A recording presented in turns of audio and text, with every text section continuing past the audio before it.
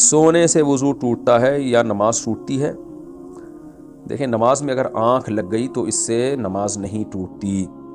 ہاں اگر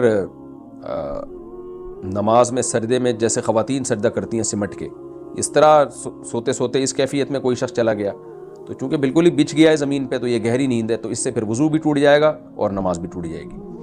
تو سونے سے وضو ایسی صورت میں ٹوٹتا ہے کہ جب گہری نیند ہو، اور گہری نیند کا مطلب یہ ہے کہ اگر آپ بیٹھے ہوئے ہیں اور دونوں کولہے زمین پہ ٹکے ہوئے ہیں تو پھر ایسی کنڈیشن میں سونے سے وضو نہیں ٹوٹتا. لیکن اگر دائیں طرف یا بائیں طرف لڑک گئے اور ایک کولہ بھی زمین سے اٹھ گیا، ایک سرین بھی زمین سے اٹھ گئی، تو پھر وضو ٹوٹ جائے گا.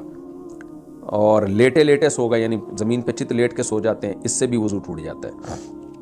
لیکن بیٹھے بیٹھے اگر سو گئے یا یوں کر کے جھوم رہے ہیں اور ایک سرین بھی زمین سے نہیں اٹھی، دونوں کولے زمین پہ ٹکے ہوئے ہیں، تو ایسی کنڈیشن میں بیٹھ کے اگر کوئی سوتا ہے تو وضو نہیں ٹوٹتا.